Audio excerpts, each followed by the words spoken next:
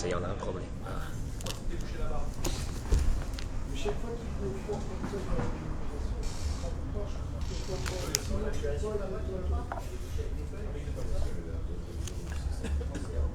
Monsieur Bokertov, dites-moi si vous entendez bien, parce qu'on a un petit problème avec notre micro. Dites-moi si tout va bien. Merci, j'attends d'avoir des réponses de ceux qui se connectent à l'instant.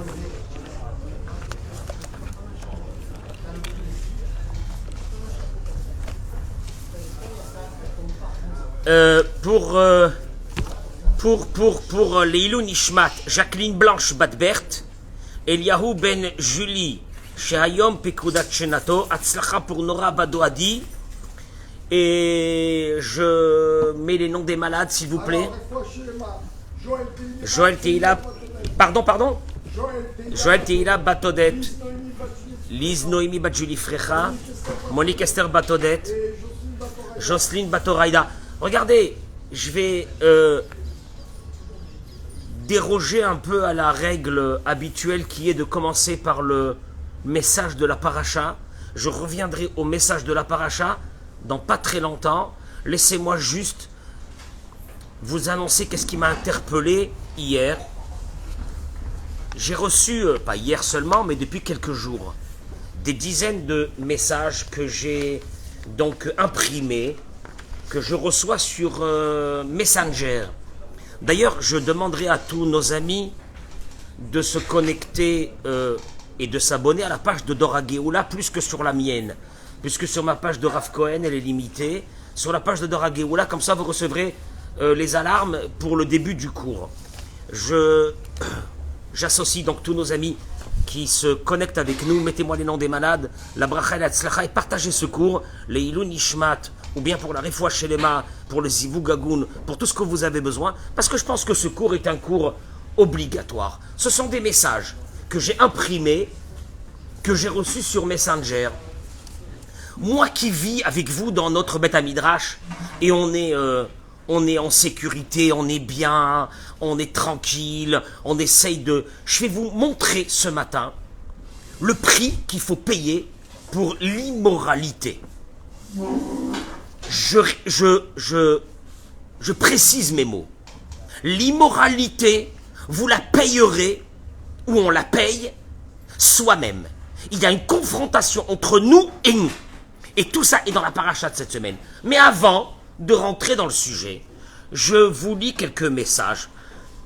Moi, j'ai honte qu'à mon âge, j'ai besoin de parler de choses pareilles, mais j'ai reçu des supplications de la part de nombreuses personnes qui m'ont autorisé à lire leurs messages en enlevant les noms, etc., pour que ça reste anonyme. Mais si on est arrivé là, moi j'ai deux solutions. L'une, j'arrête ma caméra et je parle plus, et je me dis je m'enferme dans mon monde. La deuxième, c'est que je dénonce ce qui doit être dénoncé. Je précise une chose, que Dieu m'a donné une seule qualité dans ma vie, c'est que j'ai peur de rien. J'ai peur de rien. Je ne fais pas le procès des rabbins de communauté qui ne parlent pas. Parce que eux, peut-être, ils ont peur. Parce qu'ils ont un président, parce qu'ils ont un comité, ils ont des trucs qui veulent rien dire et qui ont muselé ces rabbins, qui devraient aujourd'hui dénoncer ce que je vais dénoncer. Moi, Baruch Hashem, Akadosh Baruch Hu m'a donné une communauté, comme vous, la meilleure au monde. J'ai rien à dire. Vous me donnez la force, vous me donnez cette force tous les matins de dénoncer et de dire les choses qu'il faut dire pour sauver, pas pour parler, pour faire le beau, pour sauver des personnes de notre communauté. Écoutez-moi bien. Bonjour Rav, je vous permets de vous envoyer ce message. J'attendrai les commentaires aussi que je verrai de tous ceux qui se sont connectés. Dites-moi ce que vous pensez, est-ce que j'exagère ou j'exagère pas, parce que moi, je n'ai pas de vision de ce qui se passe dans le monde, mais je reçois malheureusement ces messages. Bonjour Rav, je me permets de vous envoyer ce message. Il y a en effet un nouvel effet de mode par les femmes célibataires et même mariées de notre communauté. Une grande plaie est sur notre communauté de tout âge. Les jeunes célibataires de notre communauté se mettent à... C'est des femmes, mais moi j'ai reçu mon fils qui est là. été témoin quand j'ai reçu un coup de téléphone d'un homme en pleurs. Donc, c'est les femmes et c'est les hommes aussi, c'est la même chose. Les jeunes célibataires de notre communauté se mettent à chasser les hommes mariés plutôt que les célibataires. Oui, vous m'avez bien lu. Il y a une grande tendance actuellement, je suis en train de découvrir des trucs, je deviens fou, de femmes célibataires et même mariées, qui est de détourner les hommes mariés. C'est devenu des cibles, des proies plus faciles pour elles. Premier message. Tu vas me dire si c'est pas vrai, j'en sais rien. Je sais pas. Je sais pas. Malheureusement. Deuxième message. Deuxième message. J'ai beaucoup...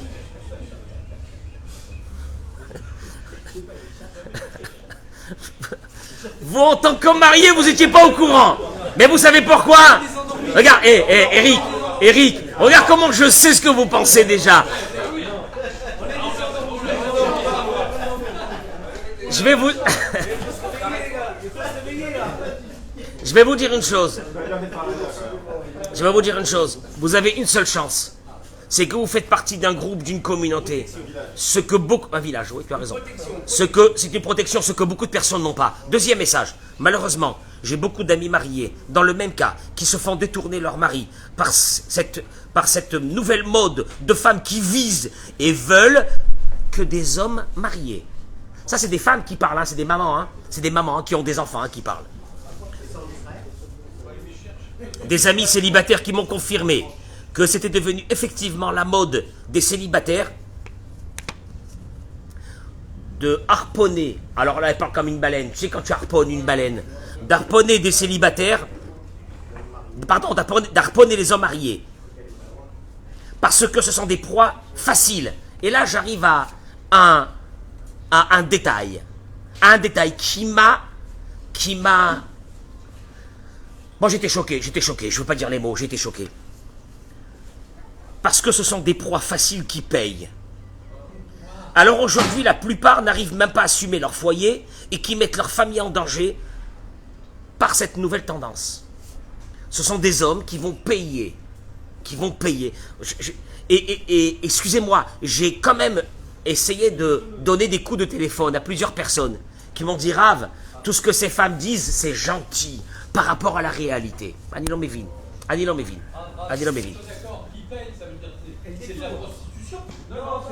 Merci, 2 minutes, j'y arrive. Franck, je vais parler d'une chose, d'une nouvelle mode de prostitution de femmes, parce qu'il faut donner les mots, de femmes, nouvelle forme de prostitution dans laquelle beaucoup de femmes de notre communauté sont tombées.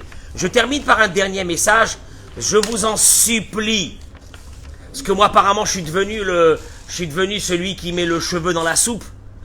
Ils ont trouvé que moi. Moi, je viens du Beth Midrash à mon appartement, de mon appartement au Beth Midrash, je fais ça toute ma vie. J'ai rien fait d'autre. Je sors nulle part, je vais nulle part, je fais rien, je suis là, et c'est à moi de recevoir ce genre de message. Bon, je vous en supplie, soyez impartial pour cette abomination que subissent les femmes mariées et nos enfants face aux célibataires qui se mettent en chasse d'hommes mariés.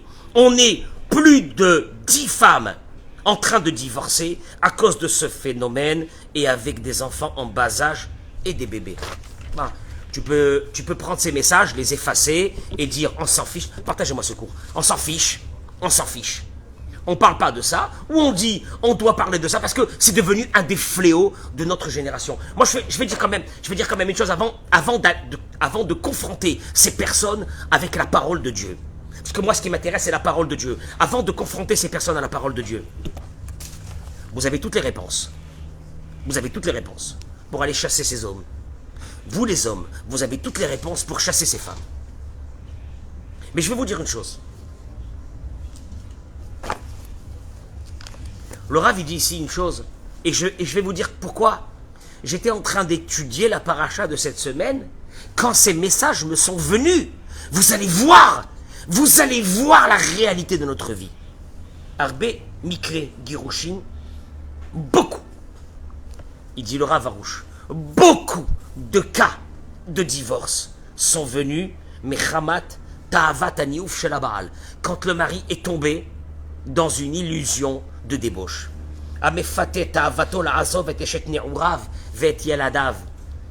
et cette forme d'illusion lui dit « Abandonne cette femme avec qui tu es ».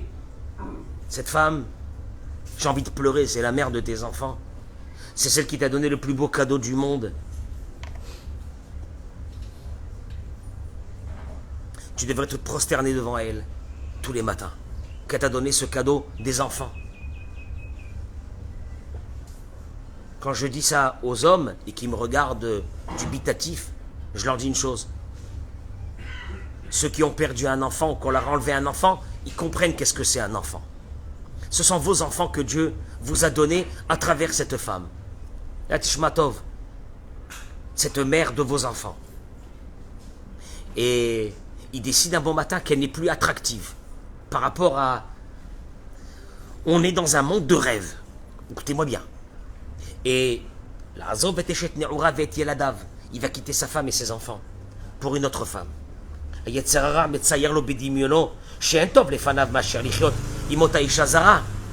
que le Yetzirara lui a fait rentrer? Mais avec cette femme-là qui est en face, elle est belle. Elle est belle, elle est jeune, elle est célibataire ou elle est mariée. Tu mérites d'avoir un peu de bonheur dans ta vie. Regardez les mots du Yetzirara. Tu mérites d'avoir un peu de bonheur dans ta vie. Et le Yetzirara est en train de t'expliquer qu'avec cette femme, tu vas trouver sûrement le bonheur que tu mérites et que tu n'as pas eu avec ta femme. 2 minutes. Il dit le Rav Arush. Et le Yetzirara, il lui met devant lui, si tu vas avec cette femme et tu vis avec cette femme, tu vas atteindre le paradis dans ce monde. Maman, c'est beau. C'est beau, c'est pas beau? C'est beau. C'est les films qu'on voit à la télé. C'est les films. Aval ou eno yodea, shimit pate vielech acharea. Il te dit, va après elle. Va après elle. Veu yigalé, mais il va découvrir. Sheu kibel et ageinam. Il a reçu en cadeau l'enfer. Bimkom et Gan Eden sheutzip. Ah bon, pourquoi? À la place du paradis qu'il attendait, pourquoi? Mais pourquoi vous êtes aussi pessimiste? Il y a de l'amour. Il y a de l'amour. On a le droit d'avoir de l'amour, etc. Ok. Il te dit, Kozman sheuunasui veolech im isha zara bevadai chayav yu geinom. D'abord, il te dit première chose. Quand tu abandonnes ton épouse, ta vie deviendra déjà un enfer. Pourquoi? Tu l'as abandonné, tu l'as trahi, et tu l'as abandonné, tu es parti avec une autre femme. Merivot babaït, yeladim pkoim chamana itzlan, ki bashamaim koasim al zemeod. S'il y a quelque chose qui peut mettre en colère Dieu, on va le voir tout de suite. C'est ce fonctionnement de ces hommes. Je répète, c'est pas ni tu mets les tefilines, tu mets pas les tefilines, tu fais ça, tu fais pas ça. Il y a une chose qui met en colère Dieu, on va le voir, c'est de blesser à mort une femme ou un homme. Je dis bien une femme ou un homme, parce que malheureusement nous sommes aujourd'hui devant un phénomène que les femmes aussi. Alors, tout le monde va se cacher derrière un mot. Qui est quoi? Bon, on est dans un monde moderne, c'est comme ça aujourd'hui, c'est comme ça. Dans le ciel, c'est pas comme ça. Ki bashamaim, parce que dans le ciel, koasim alav meod, on est dans une grande colère contre lui. Que Moshe Katouv, Elokehem shelelu, sonne zimahu, comme il est écrit dans le Talmud. S'il y a une chose que Dieu haït, c'est la débauche. La liberté, la débauche, le kiff. Ça, Kadosh Baruch Hu, il fait payer, mais il fait payer la personne de façon la plus violente qui peut être possible. Et il dit, Velachen, dinim ve'onashim, in chato alav ashkem va'erev bagouf, ban nefesh ou ban mamon. Il va recevoir une punition sur son corps, sur son âme et sur son argent.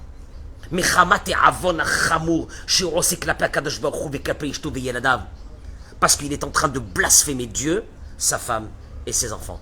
Maintenant, celui qui m'écoute, un homme ou une femme, qu'est-ce qu'ils disent? Oui, mais la femme avec qui je ne suis pas heureux. Le mari avec qui je ne suis pas heureux. Tu veux te donner des raisons? Viens, on va voir. Dans 2 minutes, qu'est-ce que Dieu va te dire à travers ces raisons que tu es en train de parler? On va voir.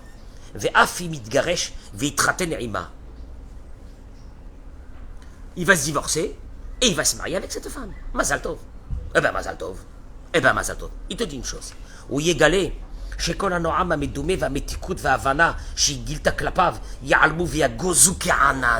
Il verra que toute la sympathie, l'amour, l'admiration qu'elle avait pour lui vont disparaître comme un nuage, après un orage. Pourquoi? Et pourquoi? Et pourquoi? Qui a arshav, kshen la mitrara. Écoutez-moi bien ce que je suis en train de vous dire. Parce qu'une femme, tant qu'elle a quelqu'un en compétition avec elle, elle sera la plus attractive au monde. Le jour où elle a pris ce mari, elle a volé, qu'elle soit célibataire ou femme mariée c'est pire, 1 milliard de fois plus, mais qu'elle a pris dans ses mains et qu'elle a plus de compétition, qu'est-ce qu'il y a? Il te dit une chose, elle va faire dévoiler son vrai visage. Quoi? Isha kechol anashim, une femme comme toutes les femmes. Adoreshet kavod veyachas, mitlonenet tadir. Écoutez-moi bien. Vous voulez que je vous dise ça en mots que vous connaissez, aussi chiantes que nos épouses. Tsoeket ou mevaza, elle va crier et elle va le dénigrer. Elle exigera que son mari doit l'écouter tout le temps. J'ai rien, j'ai rien ce matin contre les femmes ou contre les hommes, mais je suis en train de vous dire la réalité, parce que le Yetzer Hara se trouve dans l'illusion. Venons, mais la réalité. Et que de toute façon, comme il n'a pas mis l'énergie qu'il fallait pour vivre avec la première femme, et qu'il a pensé que tout ce qu'il avait comme difficultés sont venues à cause de qui? À cause d'elle. Ne vous inquiétez pas, avec la deuxième, ce sera la même et le même fonctionnement. Mais quand shekel, et encore plus maintenant. Pourquoi? Que les difficultés seront plus grandes. Pourquoi? Parce que l'aide de Dieu, il n'a plus dans sa maison. Pourquoi? Et pourquoi il n'a plus dans sa maison l'aide de Dieu? Monsieur le rabbin, arrêtez d'être dur comme ça. Qu'est-ce qu'il y a? J'ai pas le droit au bonheur? Oui ou non? Là, la première, elle m'a saoulé. J'en peux plus. J'ai trouvé une deuxième. Elle est mignonne, elle est gentille, elle est belle. Elle me respecte. Elle me fait tout ça. Écoute-moi bien, il te dit une chose. Parce que là, la souffrance de la première femme, elle va te suivre. Écoutez-moi bien, j'ai eu des hommes au téléphone qui ont pleuré parce que leur femme est partie avec un client qui gagnait beaucoup plus. Un client, c'est de la prostitution. Je t'explique pourquoi c'est la prostitution, parce que vous allez me dire, ah non, il exagère. Si ce même monsieur gagnait le SMIC et avait une Clio, tu serais parti avec lui. J'ai rien contre le Clio. Hein. Il serait... J'ai rien contre Renault. Si ce monsieur avait une Clio et gagnait le SMIC, tu serais parti avec lui? Non. Donc pourquoi tu pars avec lui? C'est de la... On appelle ça, écoutez-moi bien, parce qu'il faut donner les vrais mots. Il y a des femmes par centaines à Tel Aviv qui sont dans les... Le soir, comment on appelle ça, des endroits où on va boire, etc. Ils chassent. Ce sont des femmes mariées qui n'ont plus de moyens. Ce sont des femmes divorcées. Elles chassent. Ce sont des prostituées de la nouvelle génération. Il faut dire les mots. Si on ne les dit pas, on ne comprend pas le problème. Des prostituées. Il y a des hommes mariés qui sont menacés aujourd'hui quand leurs femmes admirent d'autres hommes qui ont de l'argent. C'est-à-dire que le couple, la famille, les enfants, le projet de se battre pour garder son couple, le projet de vivre une vie normale, et puis qu'est-ce qu'ils te diront ces femmes? Ce rabbin, il parle, il n'est pas conscient que le monde a changé. C'est-à-dire que quoi? Que le monde a changé, que c'est normal qu'aujourd'hui, que toutes les femmes deviennent des prostituées. Et que les hommes deviennent quoi? Ceux qui donnent, les clients de ces prostituées. T'as chômé à dire? Veda, il te dit, sache une chose, hein. On n'a pas besoin d'arriver au maximum d'une tromperie, c'est-à-dire d'aller avec une autre femme, je parle pour les hommes, et la wadin, les kol suga ksharim, velo aklilim biyoter shish la adam min nashim achirot. C'est une chose. Le jour où tu commences à avoir une relation, même platonique, avec une femme, d'amitié, au téléphone, des messages, des WhatsApp, etc. Kegon, par exemple, il dit doute, une amitié. Allez encore, il trouve le mal dans chaque chose. J'ai pas le droit d'avoir une amitié avec une femme. On est copains. Vous y croyez, vous, à ça ou non? Hein? C'est bizarre, parce que si cette femme ne me plaisait pas, elle était moche. C'est bizarre que j'aurais eu une amitié avec elle. Je vais te dire un truc. Le Yetzer Hara, il faut y aller au fond de la psé et la percer. Si tu la perces pas, tu t'enrobes avec plein... Et vous allez le voir, c'est dans la paracha de cette semaine. Tu t'enrobes avec plein de réponses et de machins. Je mérite de l'amour. Cette femme avec qui je vis, je m'arrange pas avec elle. Elle me donne pas le bonheur que je mérite. L'autre en face, elle est attractive tant que elle est en compétition avec ton épouse. Le jour où elle sera pas en compétition avec ton épouse, elle te fera ta peau. Et tu verras. Mais tu sais comment? Ben, comme toutes les femmes, qui ont une fonction dans la vie. Qui est celui de quoi? Ben, de réveiller l'homme. La femme, elle a une fonction dans ce monde, de réveiller l'homme. Après, si tu abordes ta vie avec Emouna et que tu t'arranges avec elle, je parle bien dans le cas où on est marié avec une femme qui est dans une normalité de la vie, Et beaucoup de nos épouses sont dans une normalité de la vie. Le seul problème, c'est que nous percevons ça comme une agression, parce que nous ne voulons pas changer, on n'a pas envie de changer, mais elles ont cette fonction, nos femmes. Il te dit, ces relations platoniques,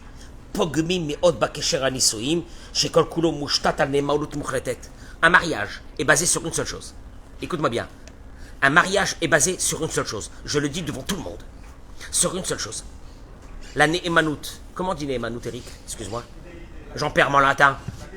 La confiance, la fidélité. Si mon cœur n'est pas fidèle à mon épouse, si mon épouse, son cœur, n'est pas fidèle à moi, le couple est terminé. On est d'accord? Le couple est terminé. C'est terminé. Zaouzé. Et ça, je le dis pour beaucoup de jeunes. Qui, dans les bureaux et dans les endroits où ils travaillent, il y a des femmes qui sont bien, des hommes qui sont bien.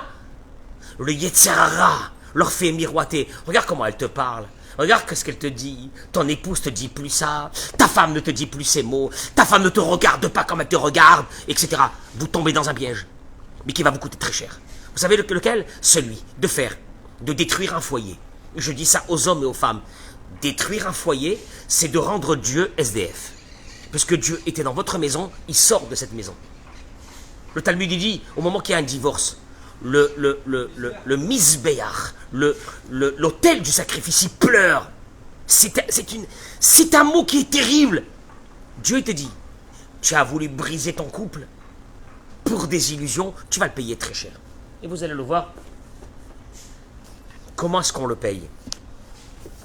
Yosef se dévoile à ses frères. Eric, écoute-moi cette idée. Qu'est-ce qu'il leur dit? Aod Avichai. C'est moi, Yosef. L'enfer. Qu'est-ce qu'il y a? Il continue. Premier mot qu'il dit. Est-ce que mon père est vivant? Velo, Yachlo, la nototo. Ils n'ont pas pu lui répondre. Kini Valoui Panav. Car ils ont eu très peur de lui. Ça, tu le racontes ça à des enfants. Parce que le Bereshit Rabba ramène les paroles de Abba Cohen Bardella, qui dit la chose suivante. Oilanu miyomadin, oilanu miyomatechara. Le jour où Dieu viendra te demander des comptes, malheur à ce jour. C'est tout, et termine. Quel est le rapport? Yosef, je répète, dit à ses frères, je suis Yosef.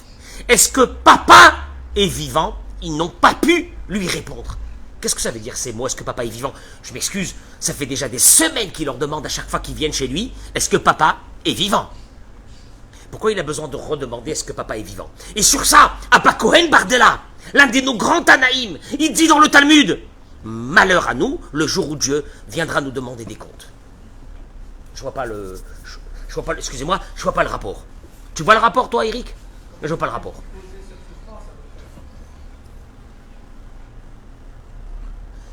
En deux mots, Yosef les a détruits. En deux mots, il les a détruits. Aod avi chai. Est-ce que mon père est vivant? Avec ça, Yosef, il les a détruits. Parce que Yosef, qu'est-ce qu'il est en train de dire à Yehuda?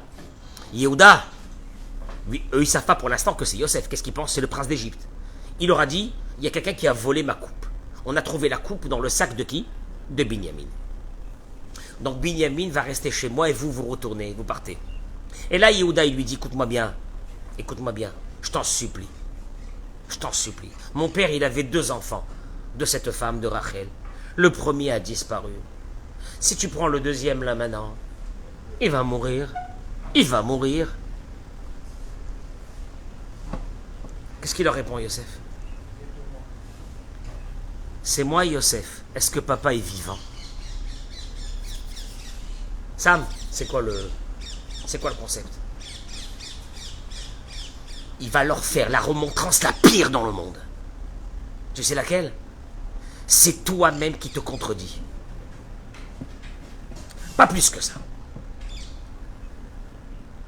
Tu m'expliques, ça fait 1 heure que tu veux détruire l'Égypte si je te rends pas Binyamin, ton petit frère, parce que ton père ne pourra pas survivre. On est d'accord ou non?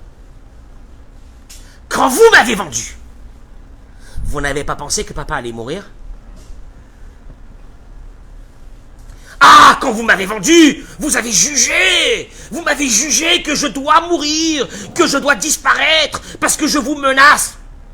Il y a la justice. Elle est plus forte que l'amour de votre père. Votre frère a volé ma coupe. Il y a la justice. Elle devrait être plus forte que vos sentiments. C'est tout. Sur ça, il n'y a pas de réponse. Et là, la Torah te dit, écoute-moi bien. Dans la vie, tu vas faire des choses. Et puis un jour, tu vas être confronté au retour de manivelle de ces choses-là. Et on va te demander de juger toi-même. Parce que toi, tu peux dire que dans ta vie, tu as le droit d'avoir des libertés, tu as le droit de te chercher l'amour, tu as le droit de trouver l'amour, tu as le droit de vivre une belle vie. On va te dire une chose, écoute mon pote, écoute bien. Je dis ça aux hommes et aux femmes. Écoutez bien. Le jour où on vous revolera votre femme, la deuxième, que vous avez volée, ou le mari que vous avez volé, parce qu'on va vous le revoler. Ne vous inquiétez pas. On verra comment tu jugeras la voleuse ou le voleur. Et là tu diras, c'est horrible, c'est horrible. C'est horrible, j'ai construit ma vie avec cet homme. Cette femme, elle est venue, cette célibataire, elle est venue parce qu'elle n'avait pas d'argent. Parce qu'aujourd'hui, c'est l'argent qui compte. Parce qu'aujourd'hui, on est face à des prostituées. On n'est rien face qu'à ça. Combien d'argent tu as? Parce que je répète, si cet homme-là n'avait pas d'argent et avait une Clio, cette femme n'aurait pas trouvé cet homme attractif. Et vice-versa. On verra comment tu jugeras. Traduction des mots. Sam, Dieu, tu sais ce qu'il te fait dans la vie? Je vais te dire un truc. Il va t'envoyer des situations les mêmes que celles que toi tu as vécues dans un autre moment et tu as réagi. Et il te dira, Dieu, écoute-moi bien. Soit tu réagis la même chose, soit je te tue. Parce qu'il y a une chose chez Dieu qu'il ne supporte pas. C'est cette abomination que nous avons en nous de se contredire et de trouver à chaque fois des réponses pour justifier ce qu'on fait. Et ça, c'est toute la vie. Pourquoi toi, avec tes collègues au bureau, t'as le temps de les écouter? Pourquoi toi, je dis ça aux hommes et aux femmes, pourquoi toi au bureau, tu souris aux autres? Pourquoi toi au bureau, t'es agréable avec les autres? Pourquoi toi au bureau, tu as du temps avec les autres? Et pourquoi tu n'as pas ce temps à la maison? Si tu n'as pas ce temps avec les collègues au bureau, et que tu es désagréable, et que tu leur réponds de façon violente, et que tu leur dis j'ai pas le temps pour toi, etc., j'accepte qu'à la maison tu sois la même chose. Mais si, je le dis aux femmes d'abord, vous vous maquillez et vous vous habillez pour aller au bureau, et que devant votre mari, vous n'investissez rien, faut que tu m'expliques pourquoi. Je dis aux hommes, si avec les femmes et les autres, vous êtes agréable et pas avec votre femme, tu me dis pourquoi. Mais la contradiction, tu la payeras. Et c'est ce que leur a dit Yosef. Et là, sur ça, Abba Cohen Bardella dit malheur à nous. Malheur à nous. Malheur à nous, pas du jugement. Malheur à nous d'une chose. Dieu te mettra devant des contradictions de ta vie. C'est tout, hein, que ça. Explique-moi. Vu que tu fonctionnes comme ça, explique-moi. Mais je le dis à ces hommes et ces femmes, ne vous inquiétez pas. Ne vous inquiétez pas. La femme qui a volé un mari, une autre femme viendra lui voler ce mari. L'homme qui a volé une femme, un autre homme viendra lui voler sa femme. Parce qu'un homme infidèle restera un homme infidèle. Une femme infidèle restera une femme infidèle. Parce qu'en principe, on a dans notre ADN cette fidélité. Ça fait partie de nos respects de la vie. Ça fait partie des choses de base de la vie. Ou bien on est devenu des animaux. Et donc un animal, je le dis, aujourd'hui, il y a une faune. Il y a une faune qui grandit, qui gravit dans le monde, à Paris, à Tel Aviv, etc. Ce sont des animaux. Un animal n'a pas de sentiment. Il saute sur tout ce qui peut lui amener de l'alimentation. Et on est face à ça aujourd'hui. Je suis désolé de parler de choses aussi basses, mais c'est devenu la réalité de notre communauté. Basse. Il n'y a pas de fidélité, il n'y a pas de kavod, il n'y a pas d'honneur. Tu as une femme et des enfants, tu les nourris. Tu crèves, mais tu les nourris. Tu fais le beau dans les restaurants de Tel Aviv avec des bouteilles à 5000 pour impressionner une femme. Tu n'as pas de quoi donner à manger à ta femme? Où est le tzedek? Où est la justice? Juste, non, que tu sois cohérent dans ce que tu fais dans ta vie. Que tu sois cohérent de ce que tu fais dans ta vie. Sinon, ta vie n'est même pas une vie. Ta vie n'est même pas une vie, c'est une prostitution. Et je le dis à ces femmes aujourd'hui, vous êtes devenus, parce qu'il faut dire les mots, vous êtes devenus des prostituées. Et je le répéterai, c'est la 3e fois. Si ce monsieur que vous avez mis la main dessus avait une Clio et gagnait un SMIC, vous n'aurez pas mis la main dessus. Vous avez mis la main dessus parce qu'il y avait du fric. Donc vous êtes des prostituées. Et ne maquillez pas ça par de l'amour, de l'attirance, de l'excitation. C'est de la prostitution. Pour les hommes et pour les femmes, je le dis la même chose. Briser des couples. Briser des couples. Il y a des enfants, ils vont mourir, ces enfants. Ils vont mourir. Encore une fois, quand un couple divorce, parce que ça ne marche pas, parce qu'ils ont essayé, parce qu'il y a un problème, bon ben qu'est-ce que tu veux qu'on fasse? Mais de briser des couples. Et malheureusement, j'ai des retours. Sur des centaines d'hommes et de femmes comme ça, j'ai des retours. Dommage qu'on l'a fait. Dommage. Eh oui, dommage. Parce que quand tu es dans l'illusion, cette illusion t'a bouffé ton cerveau. Tu ne remarques pas ni la souffrance de cette femme. Cette femme que tu as laissée seule, elle va mourir. Mais elle va te faire... ses pleurs vont monter chez Dieu. Tu vas le payer cher. Les pleurs de ces hommes, qu'on leur a volé leur femme. Ils étaient bien avec cette femme. Mais qu'est-ce que c'est ce monde pourri? Tu vas le payer cher, toi, monsieur, qui a volé cette femme. Je suis désolé de parler de ça dans un Beth Midrash. On aurait dû parler de Dvar Torah, ma kécher. Mais quand tu reçois, comme ça, tu reçois ces messages. Tu reçois ces messages. Il y en a comme ça des centaines de messages. Des centaines de messages. Que moi, je vais chercher dans mon imprimante. Des centaines de messages que mon secrétaire à Paris me les envoie. Qu'est-ce que je fais avec ça, moi? Qu'est-ce que je dis, moi? C'est pas de la réalité, ça? On parle pas de ça, c'est pas la peine de parler de ça, faut pas parler de ça. Il y a des choses qu'on parle pas. Il y a des choses qu'on parle pas, mais c'est la souffrance de l'humanité aujourd'hui. Vous vivez dans des bureaux, faites attention à vous! Faites attention à vos femmes, faites attention à vos maris. La parnassa, elle va vous tuer. Mais va travailler seul dans un endroit. Il nous reste qu'une seule chose aujourd'hui. Notre petite maison, c'est ce qui nous reste aujourd'hui. Notre maison. Mais ça, c'est pas seulement les juifs qui le savent. C'est les juifs, c'est les musulmans, c'est les chrétiens. Ils savent ce qui nous reste à nous aujourd'hui, c'est quoi? C'est notre petit foyer, c'est notre petite maison, c'est notre femme, c'est notre mari, c'est nos enfants, c'est ce qui nous reste aujourd'hui dans ce monde malade dans lequel on vit. Si même ça, on est en train de légaliser une forme de prostitution chez les hommes et chez les femmes, alors où on va? Alors on n'a plus besoin de faire des cours. Je vous laisse réfléchir. Merci beaucoup.